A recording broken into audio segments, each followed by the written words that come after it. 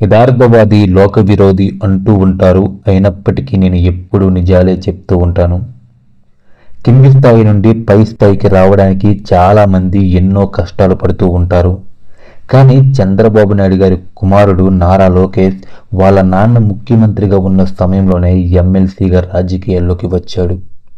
ఇలా రాజకీయాల్లోకి రావడానికి ఆయన పెద్దగా కష్టపడలేదు.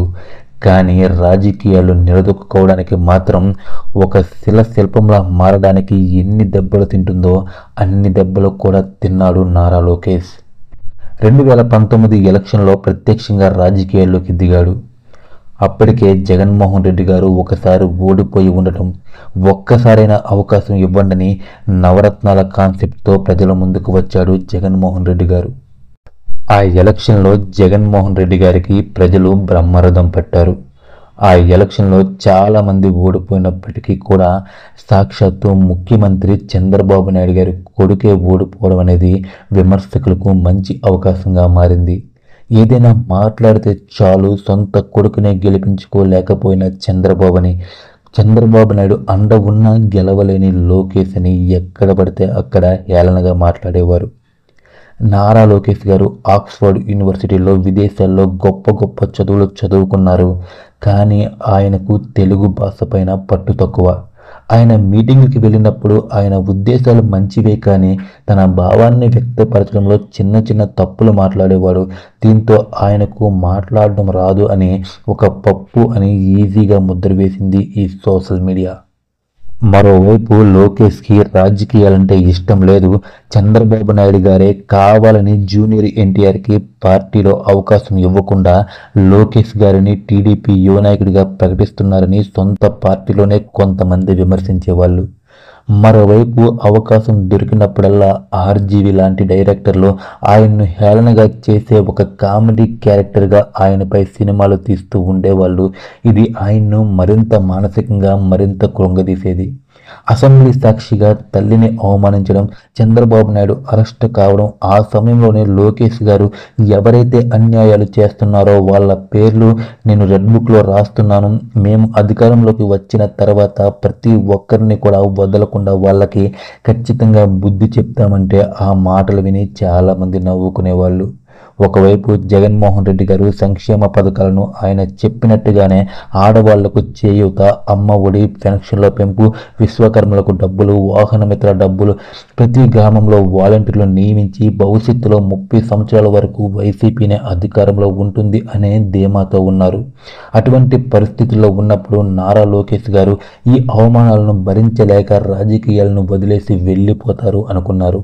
కేవలం ట్రోలింగ్తో మొదలైనప్పటికీ యువగలం పాదయాత్ర ఆయనకు ఎన్నో నేర్పించింది. పాదయాత్ర మొదట్లో కొంచెం తడబడిన యువగలం పాదయాత్ర సమయంలో ఆయనకు భాష మీద కంటే ప్రజల యొక్క బాధల మీద ఎక్కువ పట్టు లభించింది.